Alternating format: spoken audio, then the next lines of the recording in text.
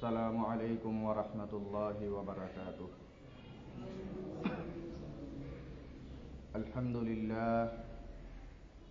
الحمد لله نحمده ونستعينه ونستغفره ونؤمن به ونتوكل عليه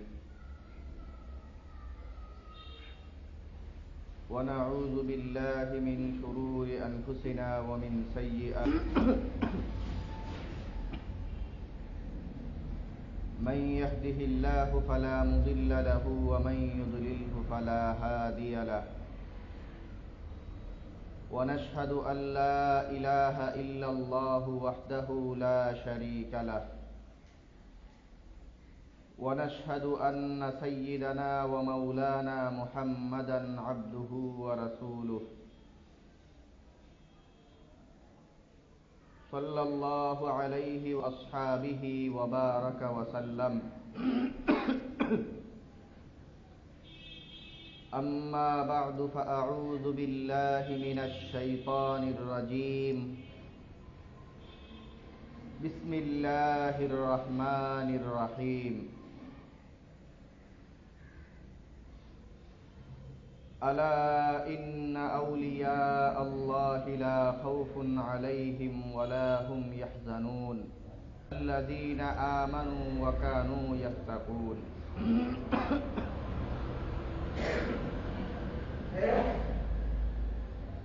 وقال رسول الله صلى الله عليه وسلم رب أشعث أكبر لو أقسم على الله لأبره أو كما قال النبي صلى الله عليه وسلم. اللهم صل على محمد وعلى آل محمد كما صليت على إبراهيم وعلى آل إبراهيم إنك حميد مجيد.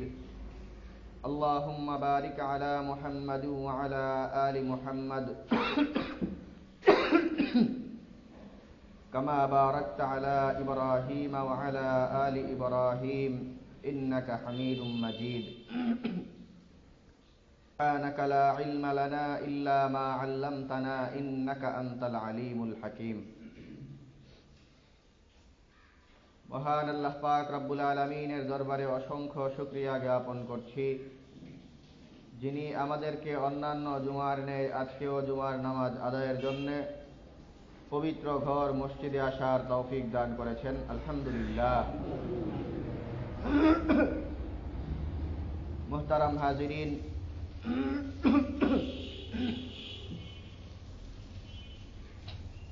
আমরা মুহররম মাসের একদম শেষ সপ্তাহে, আজকে 29 তারিখ, মুহররমের যে প্রথম মাস, আজ রাতে চাঁদ উঠলে এই মাসের আজকেই শেষ দিন। মুহররম মাসকে কেন্দ্র করে অনেকগুলি ঘটনা, সেই ঘটনার কিছু ইতিবাচক নেতিবাচক সব দিকেই ছিল। যেই ঘটনার বিভিন্ন অংশে অনেক সাহাবায়ে কেরামও জড়িত ছিলেন, যেই কারণে সাহাবী যারা ছিলেন তাদের ব্যাপারে মুসলমানদের আমাদের আকীদা কি হবে, সাহাবায়ে কেরামের সাথে আমাদের আচরণ কি হবে, সাহাবায়ে কেরামদের কাছ থেকে আমরা দ্বীন কিভাবে নিব এবং তাদের ব্যাপারে আমাদের চিন্তা চেতনা কি লালন করব, এইসব বিষয়। উল্টাপাল্টা চিন্তা লালন করে কোন কোন দল লাইনচ্যুত এবং পথভ্রষ্ট হয়েছে, এইসব বিষয়ে আমরা কথা বলছিলাম। নবী এবং সাহাবী এই ধারাবাহিকতার পরে এরপরে আরেকটা জিনিস থাকে আমাদের, সেই জিনিসটা হলো আমরা যেটাকে অলি হিসেবে চিনি। আজকে আমরা অলিদের ব্যাপারে, অলি কারা এবং অলি হওয়ার জন্য কি যোগ্যতা লাগে, তাদেরকে চিনার উপায় কি এবং তাদের কাছ থেকে মানুষজন কি আশা করে, এইসব বিষয় আমরা সামনে আলোচনা করব। সাহাবী এবং নবী অনেক বড় দুইটা নাম। সাহাবী এবং নবী দুইটা এমন জিনিস, মানুষ তার নিজের ইচ্ছায় মনে চাইল, চেষ্টা করলো, সাধনা করলো, শুধু চেষ্টা এবং মানুষের এই চাওয়া এগুলোর উপর ভিত্তি করে কোনো মানুষ নবীও হতে পারে না, সাহাবীও হতে পারে না। এই দুইটা জিনিস এমন যেগুলো হওয়ার যোগ্যতা মানুষের মধ্যে স্বয়ংক্রিয়ভাবে নাই।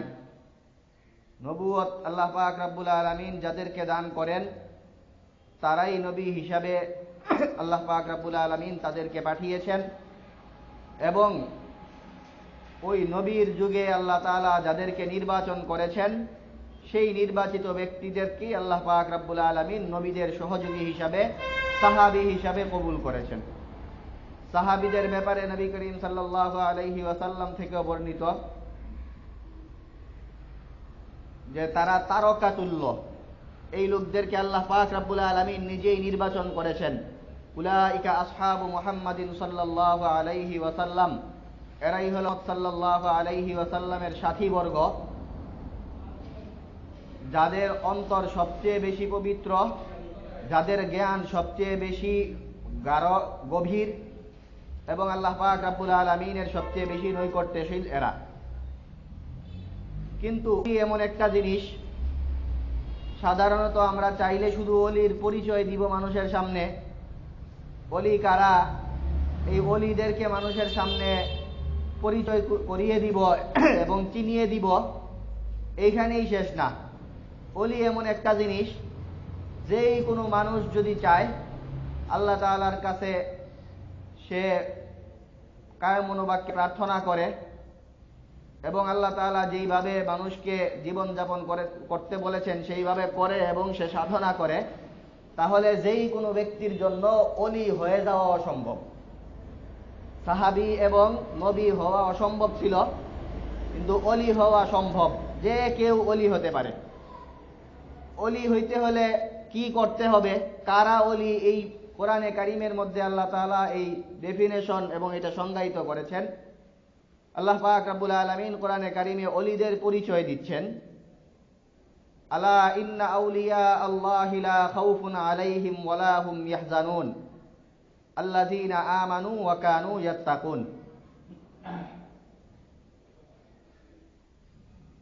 তোমরা লক্ষ্য করে দেখবে, যারা আল্লাহর ওলি, এই ওলিদের লা খাউফুন আলাইহিম ওয়ালা হুম ইয়াহজানুন, এরা সচরাচর নির্ভীক হয়ে থাকে, এরা চিন্তামুক্ত হয়ে থাকে। লা খাউফুন আলাইহিম ওয়ালা হুম ইয়াহজানুন, এদের স্বাভাবিক দুনিয়ার মানুষের কাছ থেকে মানুষের হুমকি ধুমকি ইত্যাদিতে এরা ভরকে যায় না, এরা এইসব ভয়ে ভীত সন্ত্রস্ত থাকে না। ওয়ালা হুম ইয়াহজানুন, এরা এগুলি নিয়ে চিন্তা পর্যন্ত করে না। মানুষকে কি বলল, আল্লাহর গোলামি করতে গিয়ে মানুষের পরোয়া করে না, মানুষের হুমকি ধুমকিকে এরা ভয় পায় না, এবং মানুষ কি বলতে পারে এইসব নিয়ে এরা চিন্তা ভাবনা পর্যন্ত করে না।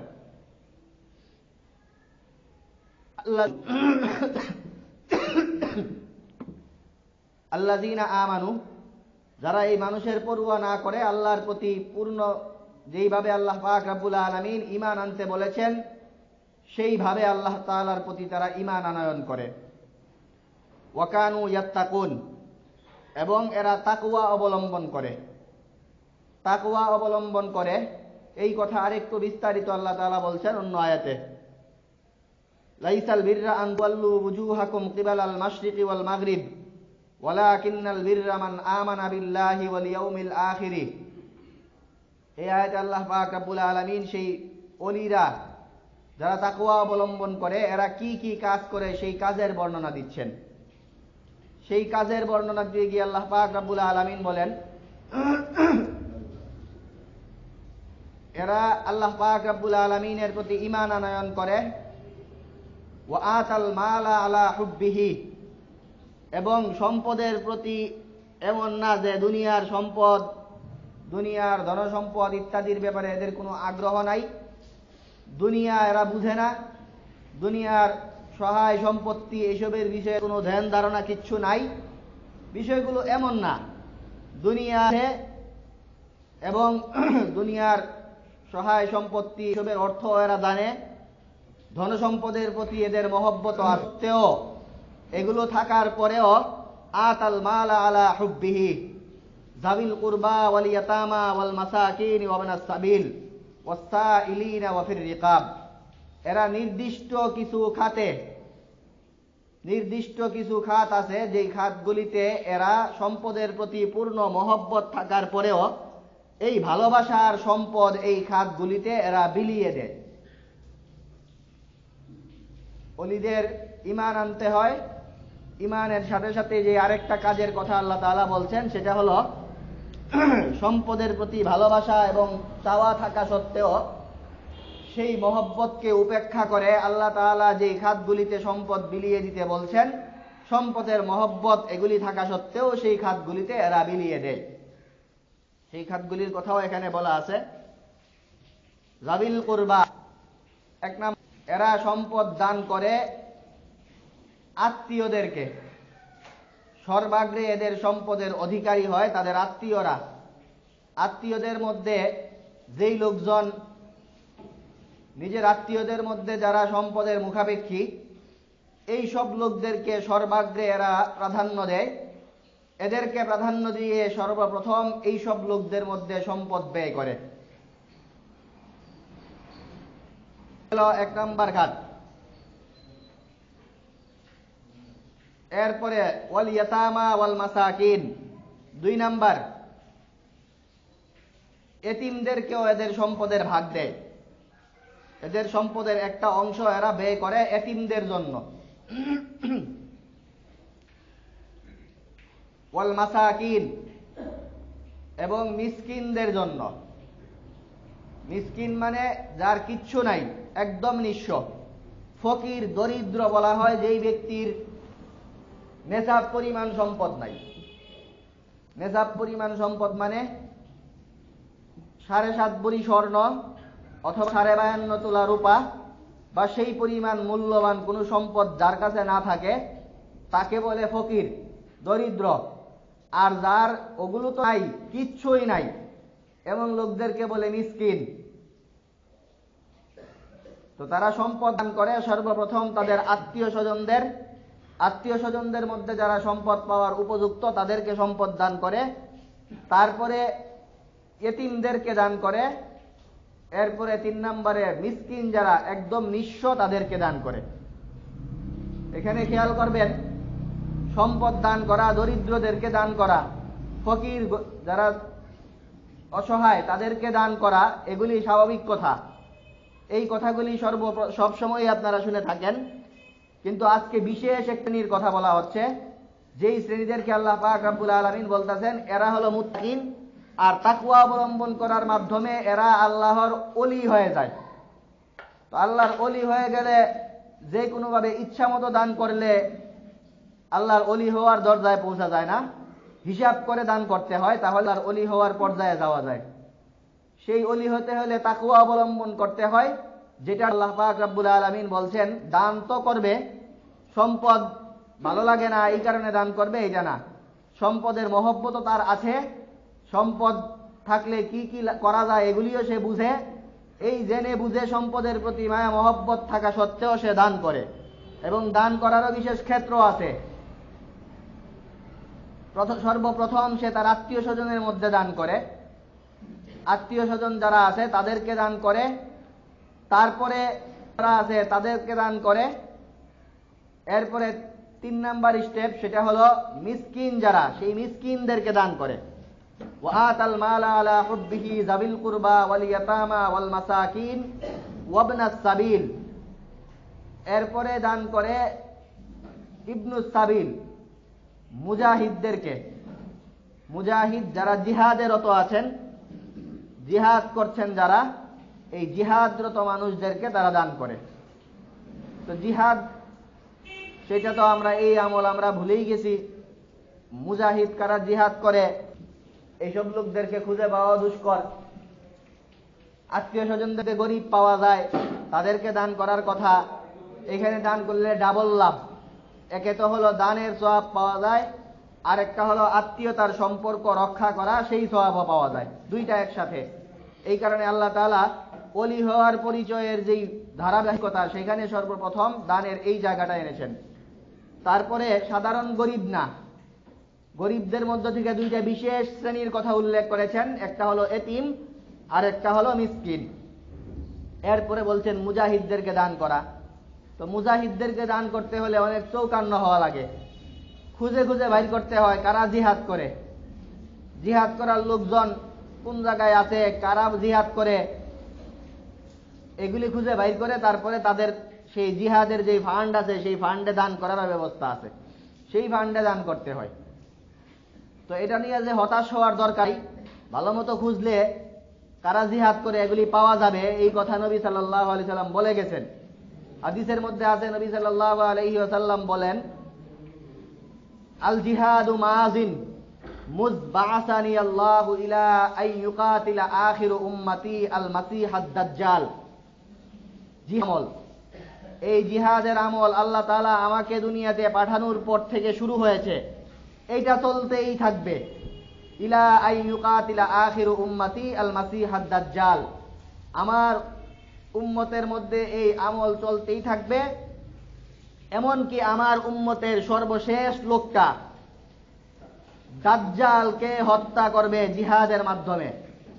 সর্বশেষ লোকটা যখন জিহাদ করতে করতে দাজ্জালকে হত্যা করবে, সেই সময়ে গিয়ে জিহাদের ধারা বন্ধ হবে। এর আগ পর্যন্ত জিহাদ চলতেই থাকবে। তো দুনিয়ার কোনো না কোনো অঞ্চলে সব লোকজনেই, পৃথিবীর এমন কোনো অঞ্চল বাদ নাই যেই অঞ্চল একবারে সবাই জিহাদ থেকে খালি হয়ে গেছে, কারণ হাদিসে আছে জিহাদ এটা চলতেই থাকবে।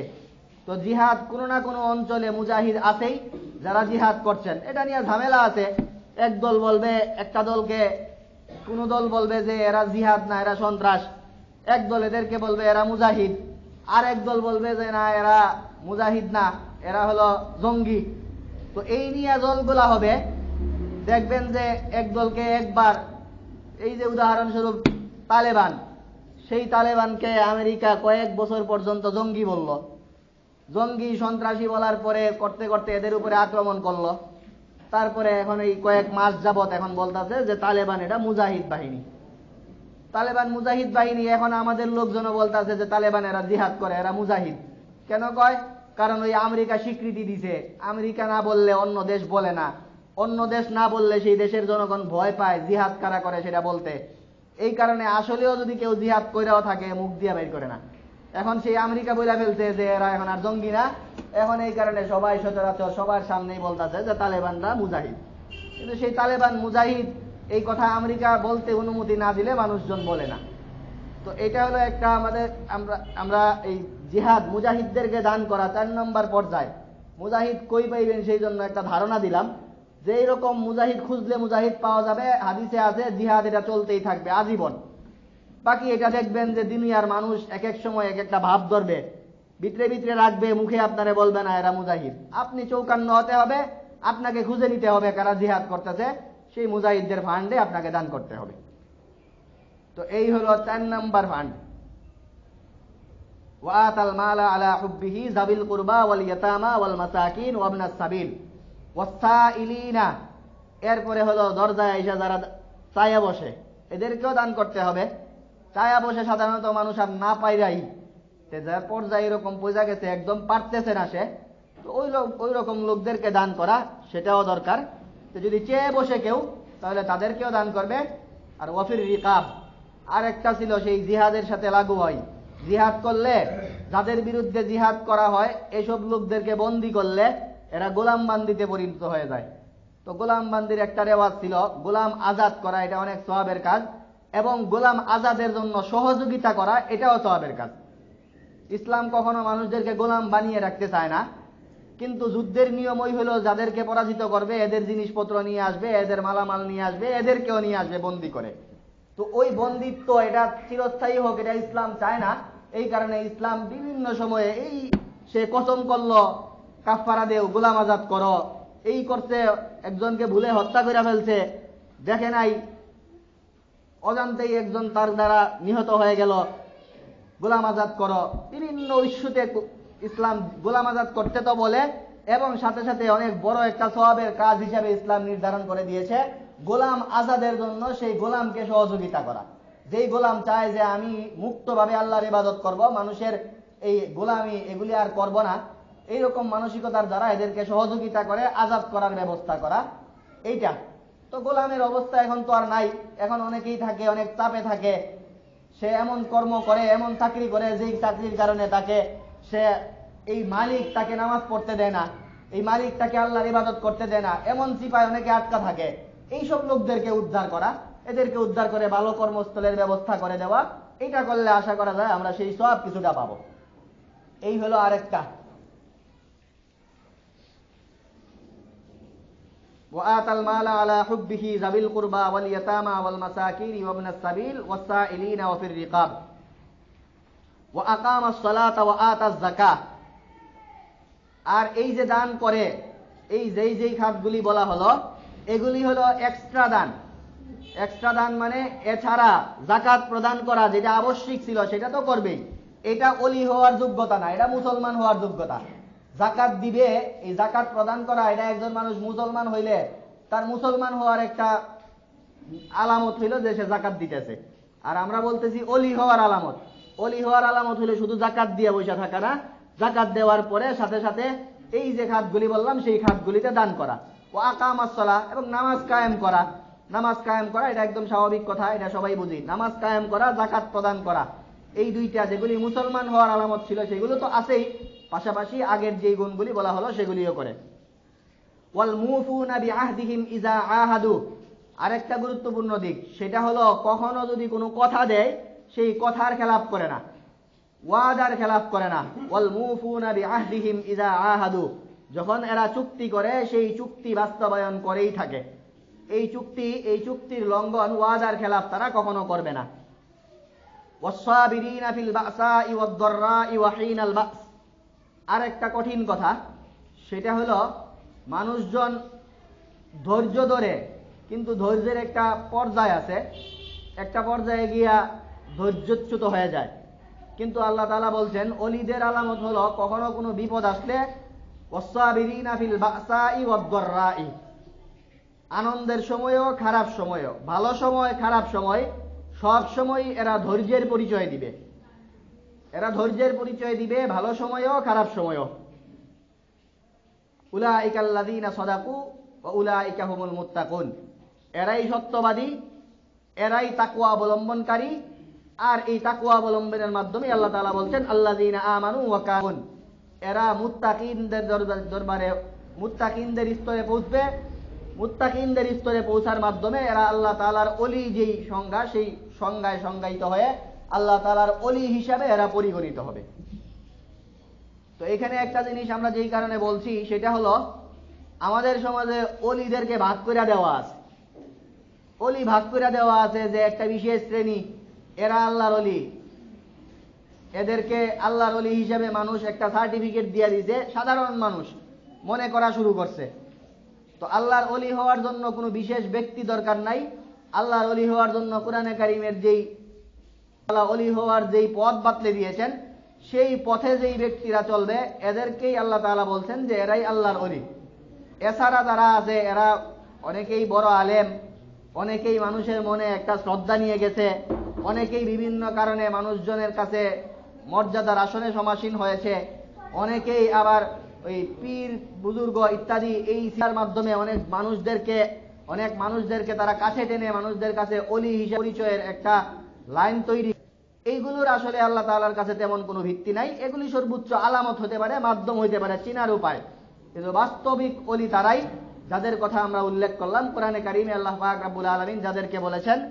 এবং এমন ওলি হওয়ার জন্য কেউ বড় আলেমও হওয়া লাগবে না, এমন ওলি হওয়ার জন্য মাদ্রাসা কেন্দ্রিক পড়াশোনা করে কোরআন হাদিসের গভীর পাণ্ডিত্য অর্জন করতে হবে এই শর্ত লাগবে না। যেই গুণগুলির কথা বললাম, আল্লাহ তাআলা যেই বিধিবিধানগুলি পালন করতে বলছেন, এই ফরজ ওয়াজিব আবশ্যিক বিধানগুলি পালন করার পরে এই যে অবস্থানটা, এই যে কোয়ালিটিগুলি, এগুলি আস্তে আস্তে অর্জন করা শুরু করলে যেই কোনো মানুষ আল্লাহ তাআলার ওলি হিসেবে পরিগণিত হবে। এই কারণে আমরা মানুষদেরকে ওলি হিসেবে চিনি, কিন্তু আস্তে আস্তে অনেক সময় দেখি যে ওলি মনে করি, কিন্তু এদের বিপদ আপদের শেষ নাই। এরা অনেক সময় এমন বিপদে পড়ে যে যাদের কাছে মানুষ এরা ওলি হিসেবে পরিচিত, শেষ পর্যন্ত এদের কাছেই ধর্ণা দেওয়া লাগে। তো আল্লাহ তাআলার ওলিদের অবস্থা এমন হবে না। আল্লাহর ওলিদেরকে আল্লাহ তাআলা বলছেন যে এরা কোনো সময় ভয় ভীতি এগুলি এদেরকে পাবে না। লা খাউফুন আলাইহিম ওয়ালা হুম ইয়াহজানুন আল্লাযীনা আমানু ওয়া কানু ইয়াত্তাকুন। দুনিয়ার কোনো ভয়ে এরা ভীত সন্ত্রস্ত হবে না এবং এইসব বিষয়ে এরা চিন্তা পর্যন্ত টেনশনে পর্যন্ত পড়বে না। তো এই বিষয়টা আমরা এই কারণে উপস্থাপন করছি, আমরা কেউ যদি আলেম না হই, মাদ্রাসায় না পড়ি, এই ধরনের ধারার লোক না হই, এই কারণে আমরা যদি মনে করি যে ওলি হওয়া আমাদের কাজ না, কোরআনে কারীম আমাদেরকে সেটা ভুল বলছে। কোরআনে কারীম আমাদেরকে বলছে যে আল্লাহর বিধান পালন করার পরে এই এক্সট্রা গুণগুলি যারা অর্জন করতে পারবে তারাই ওলি হিসেবে পরিগণিত হবে। তো সাহাবী এবং নবীর পরে আমরা ওলির কথা বললাম। সাহাবী এবং নবী এটা জোর করে হওয়া যায় না। আল্লাহ তাআলা যাদেরকে ওই সময়ে বিশেষ সময়ে জন্ম নেওয়ার তৌফিক দিয়েছেন এবং বিশেষ কোয়ালিটি অর্জন করার তৌফিক দিয়েছেন তারাই হবে। কিন্তু ওলি হওয়ার জন্য বিশেষ সময়ে জন্ম নেওয়ার দরকার নাই। যেই কোনো যুগের মানুষ, যেই কোনো শ্রেণীর মানুষ, যেই কোনো পরিস্থিতিতে আল্লাহ তাআলা যেই কথাগুলি বলেছেন সেগুলির উপর আমল করতে পারলে, এই কোয়ালিটিগুলি অর্জন করতে পারলে আল্লাহ তাআলার বিশেষ মর্যাদাবান ব্যক্তি আউলিয়ায়ে কেরাম ওলি হিসাবে আল্লাহ তাআলা এই মানুষকে কবুল করে নেবেন। আল্লাহ পাক রব্বুল আলামিন আমাদের সবাইকে সেই গুণগুলি অর্জন করার তৌফিক দান করুন। ওয়া আখিরু দাওয়ানা আলহামদুলিল্লাহি রাব্বিল আলামিন।